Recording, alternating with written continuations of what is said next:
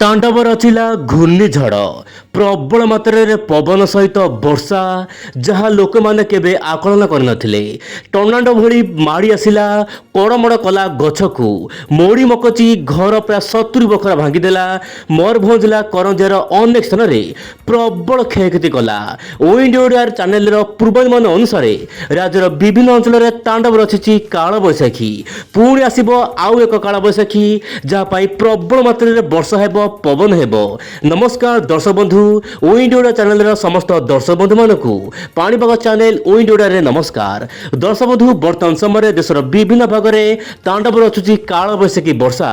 Cyclone circulation प्रभाव में सामुद्रिक वायुर प्रभाव अधिक थिबारु वर्तमान सामुद्रिक वायु शुष्क वायु मिलन हेतु राज्यर अनेक स्थान में काल बैशाखी तांडव देखा मिल पारे।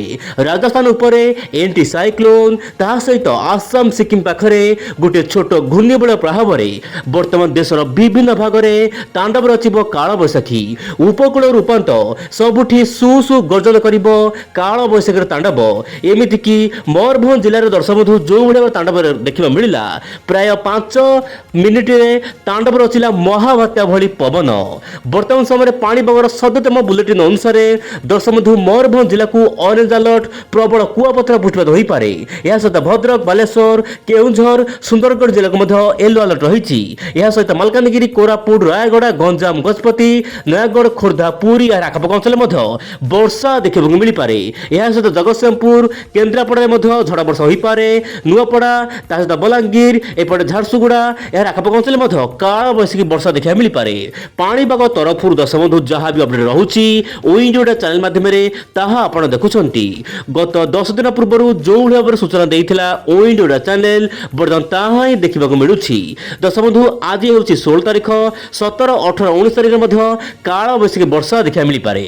एवं देखा वायुर चलन माध्यम कौन रही पाणीपागर अपडेट। वर्तमान समय दर्शक बंधु जेहेतु गोटे पश्चिम झड़ रोचे देशर उपरी भाग में सक्रिय रही शुष्क वायु ता सहित पूर्व वायु मिलन होची।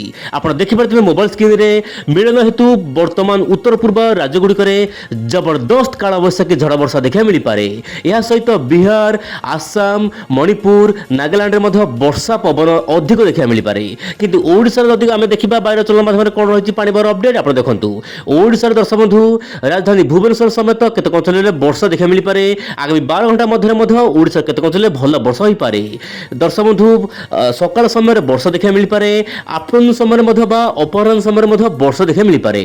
आप मोबाइल स्क्रीन देखिपारे दर्शक बंधु भद्रक रु नहीं बालेश्वर बालेश्वर रु नहीं मयूरभंज मयूरभंज रु नहीं केन्दुझर सबुठी झड़ वर्षा देखा मिल पारे बोली जहाँ वर्तमान समय अपडेट आसुची। दर्शक बंधु, एवं देखा वर्तमान समय कौन रही पाणीपागर अपडेट। दर्शक बंधु, आईएमडी तरफ सूचना दि जाउछि कि जम्मू काश्मीर नहीं बेल्ट आप देखो यही बेल्ट रे प्रबल मात्रा वर्षा पवन हो पारे।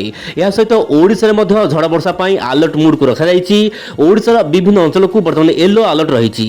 दर्शक बंधु, वर्षा पवन समय आपण पदा को बाहर नहीं कारण बिजुली घड़घड़ी आशंका रही सतर्क रुहतु संपूर्ण भाव में। तो ये दर्शक बंधु, ओइंडिया चैनल व्हाट्सएप चैनल जदि आप जॉइन होना जॉइन हुंतु कारण समस्त पाणीपाग खबर आप व्हाट्सएप चैनल जानीपर। लिंक डिस्क्रिप्शन में अच्छी।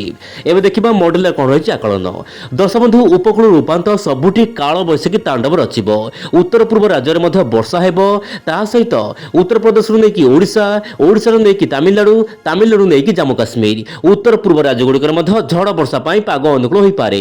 कहीं बंगोपसागर पूर्वल वायु गोटे पर गोटे पश्चिम झड़ आसब जहाँपाई कि आपणकर 20-22 तारीख में काल बैशाखी तांडव ओडिशार विभिन्न अंचल देखा मिल पारे। प्रतिदिन पाणीपाग खबर देखंतु ओइंडिया चैनल माध्यम। आज नमस्कार, जय जगन्नाथ दर्शक बंधु।